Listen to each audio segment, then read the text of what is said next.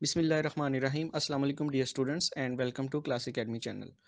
Students, इस video में मैं आप लोगों को ये बताऊंगा कि आपने उर्दू के पेपर की प्रेजेंटेशन कैसे करनी है। सबसे पहले जो चीज़ें आपको चाहिए वो उसमें 604 और 605 मार्कर्स होने चाहिए और एक डबल कटेड मार्कर होना चाहिए।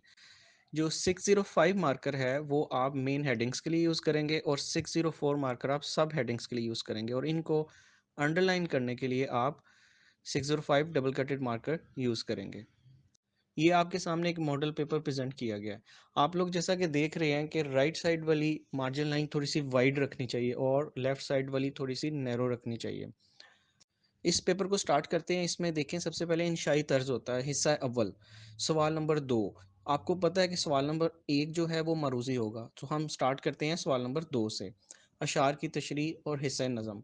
हिस्सा नज़म में शेर लिखने के बाद आपने हवाला शेर देना है जिसमें आप शायर का नाम और नज़म का नाम जो है ना वो लिखेंगे और इसका मफ़हूम आप तकरीबन 2 लाइन्स में लिखेंगे। जैसा कि आप लोग देख रहे हैं कि हेडिंग्स और सब हेडिंग्स जो हैं वो अंडरलाइन है डबल कटेड मार्केट के साथ। स्टूडेंट्स, वीडियो को आगे बढ़ाने से पहले मैं आप लोगों से रिक्वेस्ट करूंगा कि अगर अभी तक आपने क्लास एकेडमी के चैनल को सब्सक्राइब नहीं किया तो इसको सब्सक्राइब कर लें और बेल आइकन क्लिक कर लें ताकि इंफॉर्मेटिव और नॉलेजेबल वीडियोस आपको टाइमली मिलती रहें।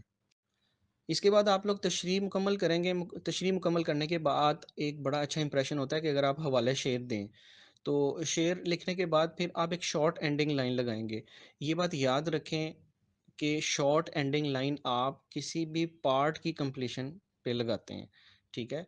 क्योंकि अभी हमारा क्वेश्चन नंबर 2 कंप्लीट नहीं हुआ, उसका पहला पार्ट कंप्लीट हुआ है। सो इसके बाद आप शॉर्ट एंडिंग लाइन लगाएंगे।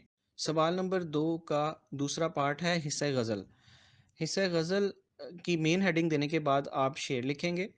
उसके बाद फिर आप हवाला शेर देंगे जिसमें शायर का नाम और सिनफ़ अदब लिखेंगे।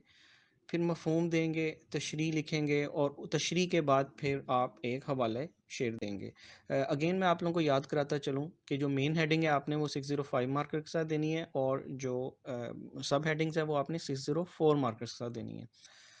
नीचे आप देख रहे हैं कि एक फुल एंडिंग लाइन लगाई गई है। फुल एंडिंग लाइन लगाई जाती है जब क्वेश्चन कोई कंप्लीट हो जाता है। अब हमारा क्वेश्चन नंबर 2, सवाल नंबर 2 कंप्लीट हो गया है, इसीलिए एंड में फुल एंडिंग लाइन लगा दी गई है। हिस्सा अव्वल के बाद हम हिस्सा 2 स्टार्ट करेंगे और उसमें सवाल नंबर 3 है इक्तबास की तशरीह, जिसके अलिफ पार्ट में हम इक्तबास लिखेंगे डॉटेड फॉर्म में और फिर हवाले मतन देंगे। हवाले मतन में हम सबक का अनुमान लिखेंगे और मुसन्निफ़ का नाम लिखेंगे। ख़त कशीदा अल्फाज के मायनी हमने जब अल्फाज मायनी लिखने हैं तो उसको हमने इस तरह से बॉक्स बना के लिखना है, एक तरफ अल्फाज और दूसरी तरफ उसके मायनी। अलिफ पार्ट की तशरीह लिखने के बाद आपने शॉर्ट एंडिंग लाइन लगानी है क्योंकि अगेन ये एक पार्ट ख़त्म हुआ है, ठीक है? और इसका बे पार्ट अभी करना है। फिर आप शॉर्ट एंडिंग लाइन लगाने के बाद बे पार्ट स्टार्ट करेंगे, उसका इक़्तिबास देंगे हवाले मतन में, सबक का अनवान, मुसन्निफ़ का नाम देंगे और कशीदा अल्फाज के मायनी लिखेंगे बॉक्स में। बे पार्ट की तशरीह ख़त्म होने के बाद आपने फुल एंडिंग लाइन लगानी है और उसके बाद आपने सवाल नंबर 4 शुरू कर देना है जिसमें आगे 5 सवालात होंगे। सवाल नंबर 4 और सवालात के जवाबात मेन हेडिंग्स हैं उसको आपने 605 मार्कर के साथ लिखना है और जो सवालात के जवाबात आपने देने हैं उसमें आपने सिर्फ मेन हेडिंग लिखनी है, पूरा सवाल नहीं लिखना क्योंकि हमारे पास एग्ज़ाम में इतना टाइम नहीं होता। जब एक सवाल ख़त्म होगा, जिस तरह सीरत नबवी है उसका जवाब लिखने के बाद आपने एक शॉर्ट एंडिंग लाइन लगानी है और आखिर में जब आपके पांचों सवालात कंप्लीट हो जाएंगे तो फिर आपने एक फुल एंडिंग लाइन लगानी है। सवाल नंबर 5 आपका खुलासा होगा।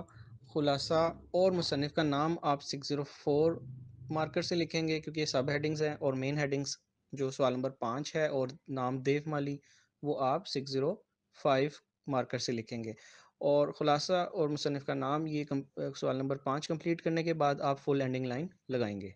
सवाल नंबर 6 आपका मज़मून नवीसी है। इसमें जो भी टॉपिक होगा वो आपने सेंटर में लिखना है। ये क्योंकि तीनों मेन हेडिंग्स हैं तो इनको आपने मेन हेडिंग्स में ही 605 मार्कर के साथ लिखना है। मज़मून कंप्लीट करने के बाद फिर आपने फाइनली आखिर में फुल एंडिंग लाइन ड्रॉ कर देनी है।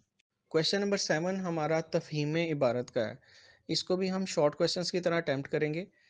और सिर्फ शॉर्ट सा हम टाइटल देंगे और हर क्वेश्चन के कंप्लीट होने के बाद एक शॉर्ट एंडिंग लाइन लगाएंगे, और जब सारे 5 के 5 क्वेश्चंस कंप्लीट हो जाएंगे तो हम एक फुल एंडिंग लाइन ड्रॉ करेंगे। आई होप कि आप लोगों को आज काफ़ी कुछ सीखने को मिला होगा कि उर्दू के पेपर की प्रेजेंटेशन कैसे की जाती है। आमतौर पे स्टूडेंट्स इंग्लिश के और दूसरे मज़ामीन की प्रेजेंटेशन पे ध्यान देते हैं और उर्दू की प्रेजेंटेशन को इग्नोर करते हैं। तो इसलिए ये बड़ी इंपॉर्टेंट वीडियो है आप लोगों के लिए। मैं उम्मीद करता हूँ आप लोग इससे ज़्यादा से ज़्यादा फ़ायदा उठाने की कोशिश करेंगे। Take care yourself. अल्लाह हाफ़िज़।